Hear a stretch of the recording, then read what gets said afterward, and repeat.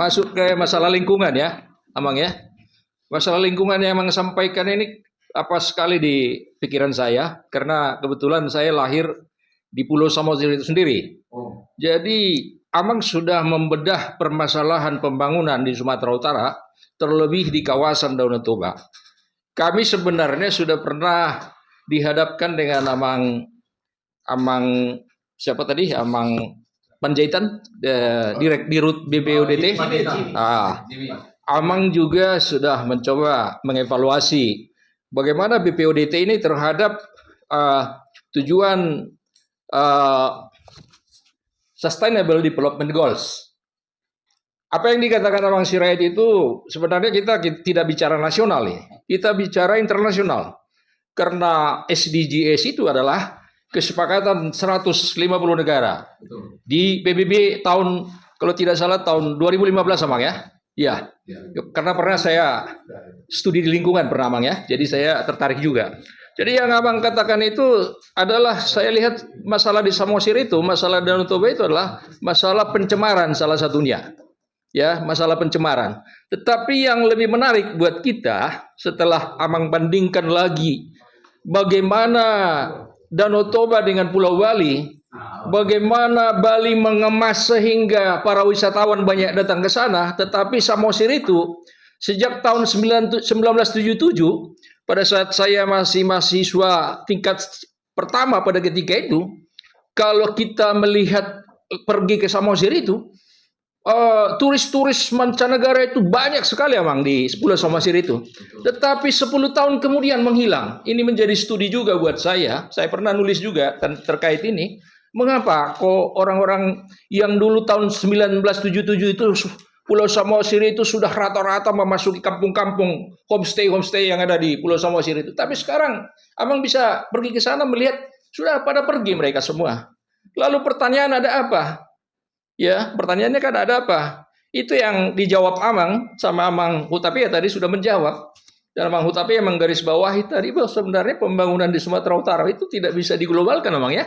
Ini harus justru kalau diglobalkan keanekaragaman itu yang mempunyai suatu kekhususan di Sumatera Utara itu. Jadi saya melihat Amang ini persoalan di Sumatera Utara ini memang kita harus buat kemas. Jadi Batak Center juga ikut ini. Ada 17 kalau tidak salah tujuan dari SDGs Amang ya. Nah, yang menjadi pertanyaan buat saya, sudah sejauh mana kira-kira Amang Charles melihat dari 17 tujuan SDGs itu kira-kira di mananya kita sekarang? Ya, kita posisinya di mana? Yang tujuan Amang di awal tadi kan membuat roadmap pembangunan di Sumatera Utara itu. Itu yang pertanyaan pertama. Pertanyaan kedua, kalau kita melihat SDGs ini dan kondisi yang terjadi sekarang di kawasan Danau Toba itu, apakah sudah sesuaikah pembangunan di Sumatera Utara itu dengan RPJP, Rencana Pembangunan Jangka Panjang Bangsa kita ini sekarang? Itu memang hal yang menarik yang mungkin bisa disampaikan oleh Amang. Jadi salah satu saran saya, itu tadi pertanyaan ada dua. Salah satu saran saya, begitu Amang mengomentari, saya juga baru pulang kampung Amang, kira-kira setengah tahun yang lalu. Terkaget-kaget saya dan berhenti, wah luar biasa BPUDT bisa membangun yang luar biasa. 15 menit setelah keluar dari kapal Tomok, itu kita temukan itu ada hotel yang luar biasa besarnya, sudah ke lantai 7 kalau nggak salah waktu itu dibangun, setengah tahun yang lalu. Saya berhenti, saya bertanya, ini hotel yang dibangun BPUDT? Ternyata bukan. Itu yang dibangun oleh Amang Hutahayan Labersa. Nah ini memang salah satu, ya aku juga melihat bahwa ini perlu ada semacam masukan. Mengapa ya kebaikan pemerintah memperhatikan Danau Toba itu tidak dimaksimalkan? Kalau orang awam berpikir bahwa uang yang digelontorkan pemerintah itu kan sudah angka-angka T bicaranya selama ini. Lalu itu ada di mana sebetulnya gitu loh. Lalu kalau orang melihat bahwa ada something wrong dengan kebijakan-kebijakan pembangunan BPUD itu, di mana sih sebenarnya masalahnya? Yang malah kita lihat ya, kalau kita buka YouTube, begitu kita buka kata kunci BPUDT misalkan, yang terlihat di sana demo dari ibu-ibu yang sampai tidak senonoh kita bisa melihat itu. Ada apa sebenarnya di sana? Itu mungkin yang saya bisa sumbang saran dan apa solusi ya, mungkin Abang sebagai akademisi saya juga bisa memberi saran kepada Abang. Di Danau Toba itu, kawasan Danau Toba itu, pertama yang harus dilakukan adalah audit infrastruktur. Sudah paskah infrastruktur yang sekarang yang ada di kawasan Danau Toba itu dengan kebutuhan daerah itu? Nah itu emang ya. Nah itu saran saya yang pertama. Audit teknologi, audit infrastruktur. Jadi dicoba diaudit apakah ini sudah sesuaikah pembangunan di Sumatera Utara ini dengan kondisi alamnya, dengan kondisi budaya seperti yang di Amang Hutapea ini tidak bisa diglobalkan pembangunan itu sebenarnya. Kayak F1 bot itu ya, powerboat itu kan, kelihatannya ada berebut itu Mang.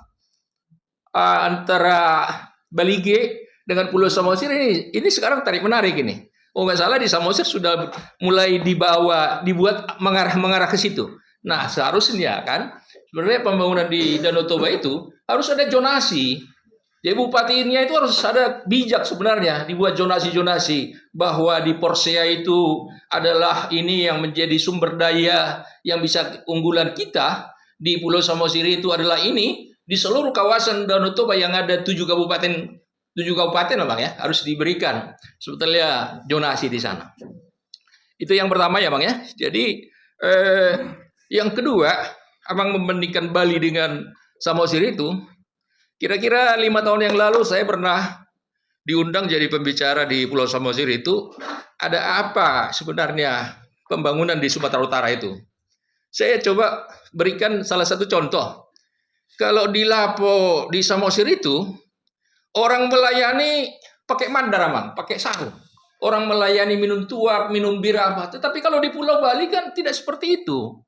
Dia punya servis yang memang sudah dia buat dengan manajemen yang sudah terlatih, terdidik. Tetapi di kampung kita, bagaimana kita melayani dengan mermadar-madar, melayani tuak atau melayani berbagai minuman yang ada di Pulau Samosir itu.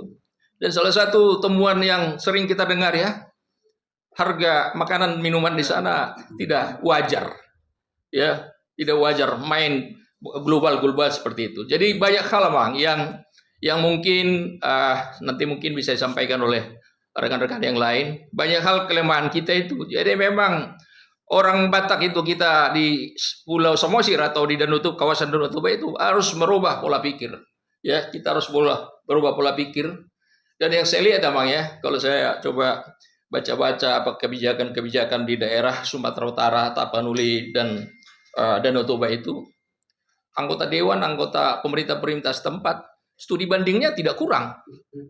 Ya, studi bandingnya ke luar negeri, ke Monaco, kemana, maka dijulukilah Pulau Samosir itu sebagai kepingan surga.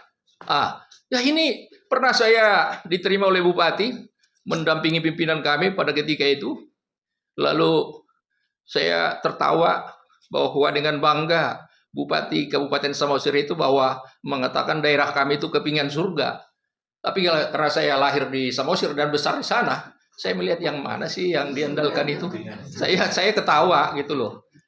Tuhan memberikan kepingan surga, tapi kalau kita tidak rawat, kita tidak kembangkan, itu jadi saya kira tidak begitu berarti Bang ya. Jadi saya juga Bang Charles pernah dapat S3 juga di IPB Bogor, mempelajari lingkungan.